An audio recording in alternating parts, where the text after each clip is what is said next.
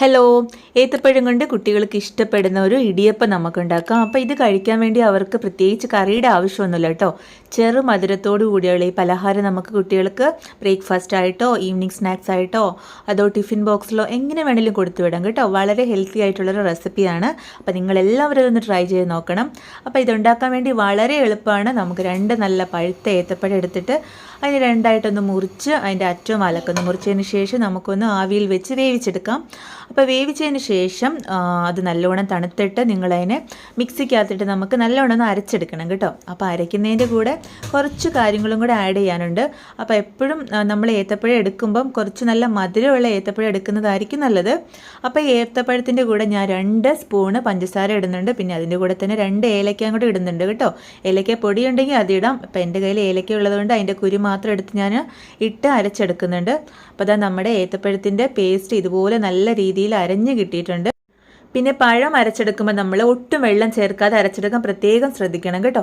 പിന്നെയാണ് 1 കപ്പ് അരിപ്പൊടി ഞാനിവിടെ എടുത്തിട്ടുണ്ട്. അതിനകത്തേക്ക് ഒരു 1/4 ടീസ്പൂണോളം ഉപ്പ് പൊടി ഇടുന്നുണ്ട്. അപ്പം മധുരമുള്ള പലഹാരമാണെങ്കിൽ കൂടി മാവിൽ നമ്മൾ കുറച്ച് ഉപ്പ് ചേർക്കാൻ പ്രത്യേകം ശ്രദ്ധിക്കണം.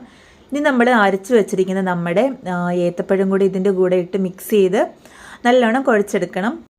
ഞാനിവിടെ ഇത് കുഴയ്ക്കാൻ വേണ്ടി ഒട്ടും വെള്ളം ചേർത്തിട്ടില്ല കേട്ടോ. കാരണം ഈ ഒരു 2 ഏത്തപ്പഴത്തിന് 1 കപ്പ് അരി എന്നുള്ള 1 കപ്പ് അരിപ്പൊടി എന്നുള്ളത് ഒരു കറക്റ്റ് മെഷർമെൻ്റ് ആണ്. അപ്പം നിങ്ങളുടെ വീട്ടിൽ കുറച്ച് അംഗങ്ങൾ കൂടുതലാണെങ്കിൽ അത് നിങ്ങൾക്ക് കുറച്ച് ക്വാണ്ടിറ്റി അധികം ഉണ്ടാക്കണമെന്നുണ്ടെങ്കിൽ ഒരു 2 കപ്പോ 3 കപ്പോ അരിപ്പൊടി എടുക്കുമ്പോൾ അതിനനുസരിച്ച് ഏത്തപ്പഴം കൂട്ടിയെടുക്കാം.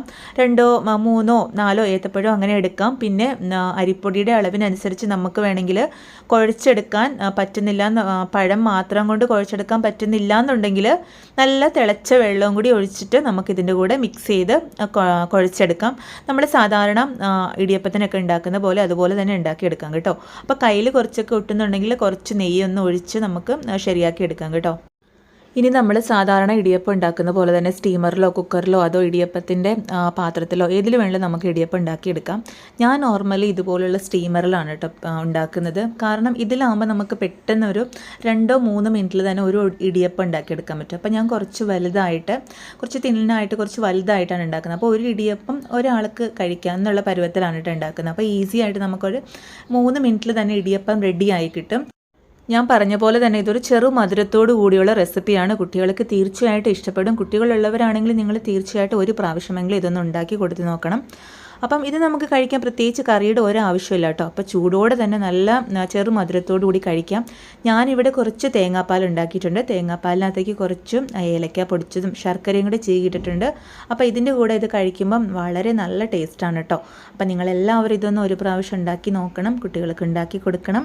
അടിപൊളിയാണ്. അപ്പോൾ നമുക്ക് അടുത്ത ആഴ്ച വീണ്ടും പുതിയൊരു വീഡിയോയിലൂടെ വീണ്ടും കാണാം. പിന്നെ എൻ്റെ ചാനൽ പുതിയതായിട്ട് കാണുന്നവരാണെങ്കിൽ തീർച്ചയായിട്ടും നിങ്ങളൊന്ന് സബ്സ്ക്രൈബ് ചെയ്ത് സപ്പോർട്ട് ചെയ്യണം. പിന്നെ വീഡിയോ ഇഷ്ടപ്പെടുവാണെങ്കിൽ ഞാൻ പറയാതെ തന്നെ നിങ്ങളെ ലൈക്ക് ചെയ്യുമെന്ന് എനിക്കറിയാം. പിന്നെ എന്തെങ്കിലും സജഷൻസ് ഉണ്ടെങ്കിൽ തീർച്ചയായിട്ടും കമൻറ്റ് ചെയ്യാൻ മറക്കരുത്.